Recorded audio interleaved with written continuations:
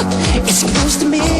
Running for around 15 minutes, and with a budget of a rumored $1 million of Jackson's own money, Thriller was the first to take the medium seriously.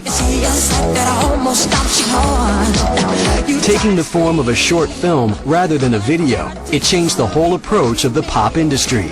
Michael Jackson hired horror specialist John Landis, making him the first film director to work on such a project. We'll just try it once more. Easy for you. Very easy. Watch this. Go ahead.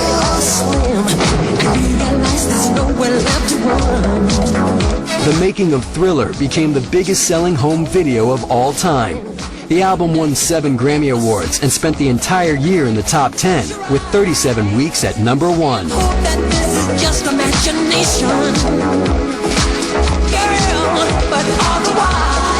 I don't think anything will ever beat it. I think, you know, you're looking at an album that will stand in perpetuity as the greatest selling album of all time. To date, Thriller has sold more than 60 million copies worldwide, making it by far the biggest selling album ever.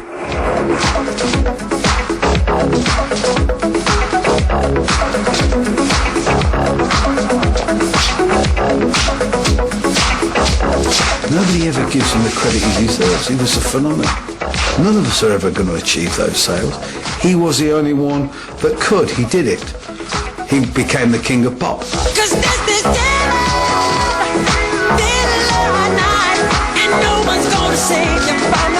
Jackson had become the biggest recording artist of all time. His next aim? To become the most spectacular touring artist. It worked. Somehow he pulled it off, and it was the most amazing ending to a show I have ever seen.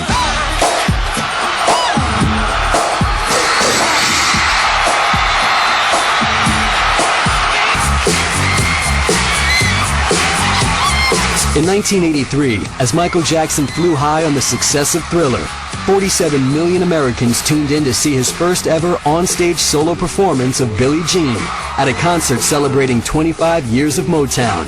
Now his popularity was about to go into orbit.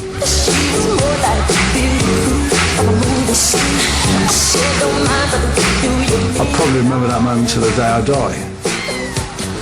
The place was full of, you know, ex-Motown stars, and they just went balmy when he did that backwards walk. I mean, it was just a magical moment in time.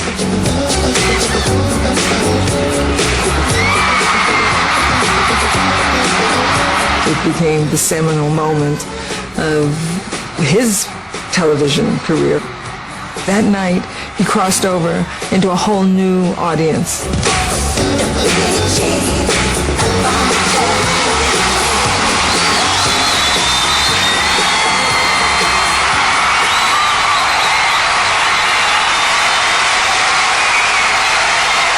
The moonwalk was a dance that the kids were doing on the streets, and Michael came along later, and he had a guy by the name of Jeffrey Daniels to teach him to do the moonwalk. And Jeffrey taught him to do the moonwalk, and he was good at it. The backslide is actually supposed to be like if you were to be walking forward, and suddenly you're on an escalator, and as you're walking forward, this escalator is now pulling you backwards as you're continuing to walk forward. That's the illusion of the backslide.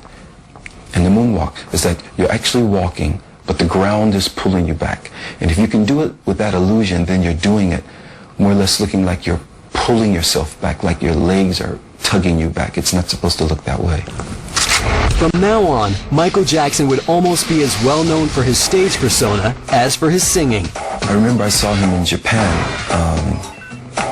during the history tour. I mean, he shot up from the bottom of the stage and landed on the stage and just stood there. And people are crying and screaming, and he hasn't even moved yet.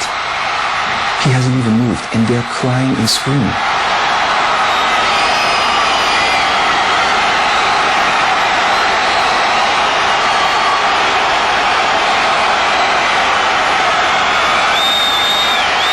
He reaches up for his sunglasses, and the screen goes up to another pitch.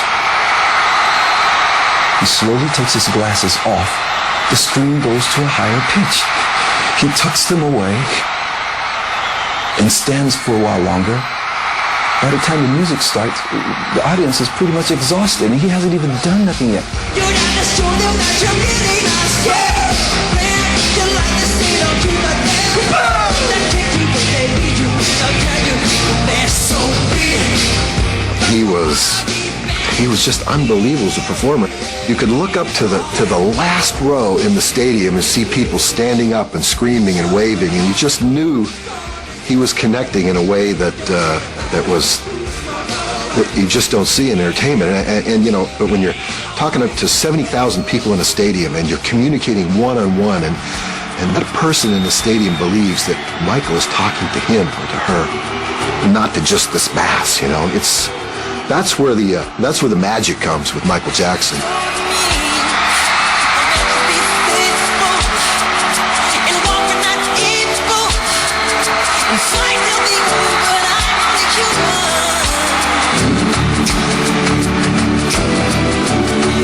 When you are doing the very best you can do at that particular moment with a lot of people watching, and that kind of pressure that not many people understand is on you, every second has to be in the moment.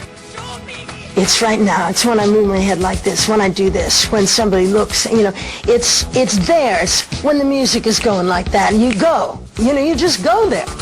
I see him so into the moment and so into what's going on, so into that communication thing with his fans, and just that's where I see Michael Jackson alive and happy.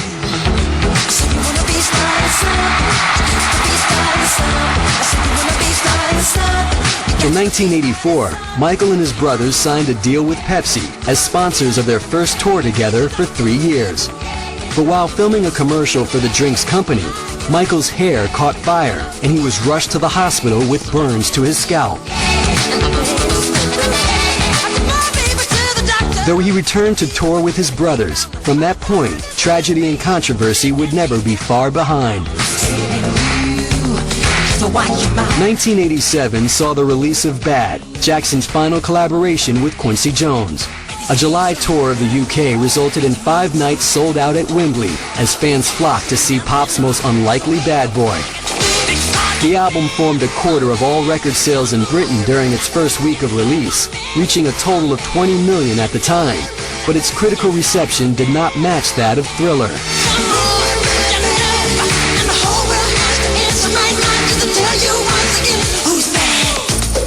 By the third record, then he had a studio alongside the room that Quincy was working in, and he was putting his own ideas on tape.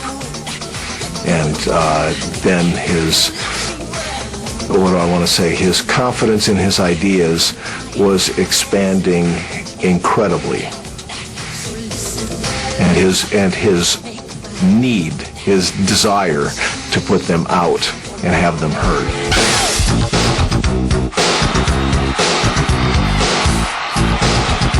If Jackson's musical ideas were rapidly expanding, so were his plans for an increasingly elaborate and expensive live show. And, you know, we created the biggest tour ever that will probably never, ever be surpassed, and that all came from Michael's vision.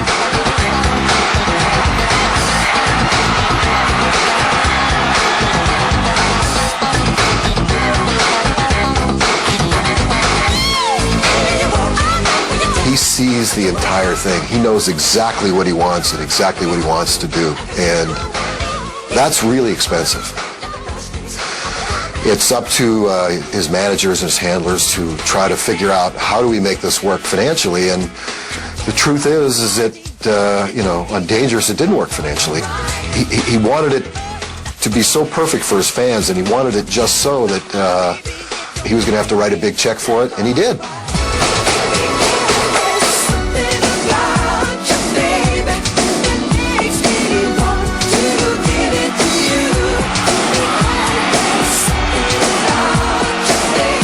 Big didn't mean anything. Bigger meant something, but biggest became, you know, the synonym around the office. Michael had this idea to end Dangerous, that he wanted to fly off the stage with a rocket strapped to his back, and we all looked at each other and just went, what?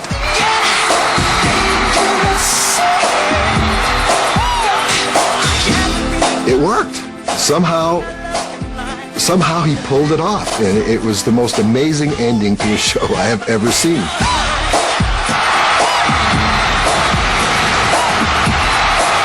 Jackson would never again reach such heights of popularity as tabloid stories about his private life began to proliferate. I don't know any longer what the truth is about Michael Jackson and what's purely fictitious. Just stop talking.